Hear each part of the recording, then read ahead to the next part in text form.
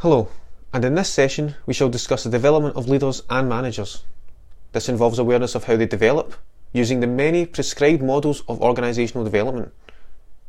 By the end of this session, you should be able to appreciate and understand leadership and management, the development and identify the stages of development and evaluation, and acknowledge leadership development in practice.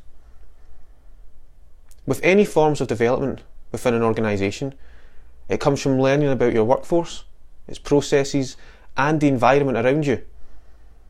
The many approaches to organisational development includes the utilisation of tried and tested processes which can be centred on human resource management, aspects of production, and financial costing and budgeting. Furthermore, anecdotal evidence or market research enables greater sense-making to be realised. This in turn informs the organisation of its given geographical context and provides solutions to many problems. This standards approach model from the Management Standards Centre highlights the functional areas of management and leadership standards. This can be incorporated as desired components of a workable and productive organisation, as well as providing a process of desired outcomes.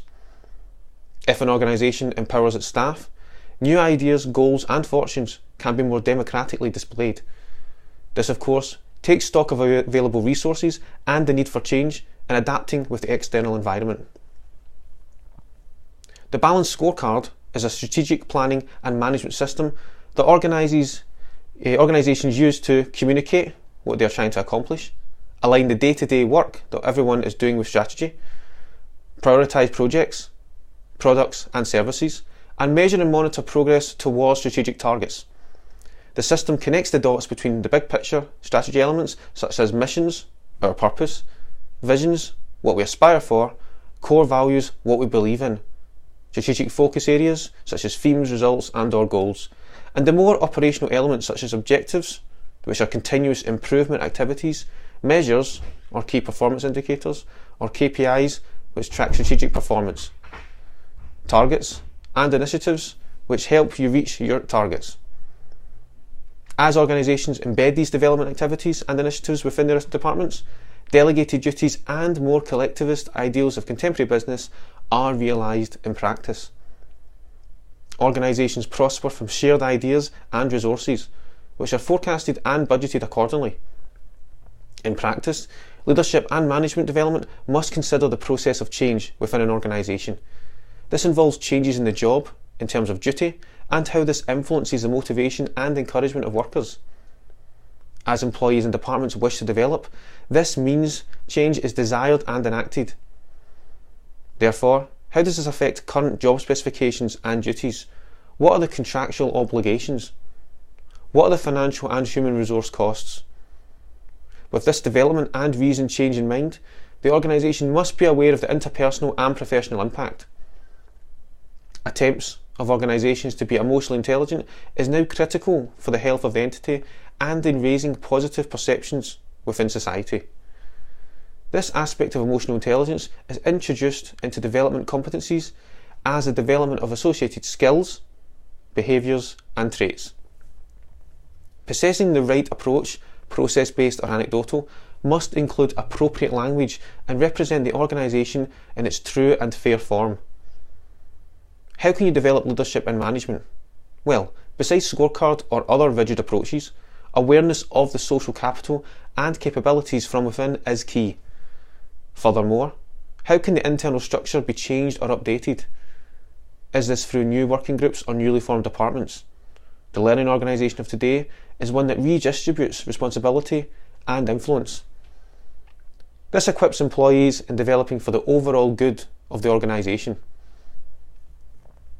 In evaluating this development, organisations must assess previous strategical, financial and operational fortunes against the current status. Internal and external methods of business research assist in valuable data being sourced.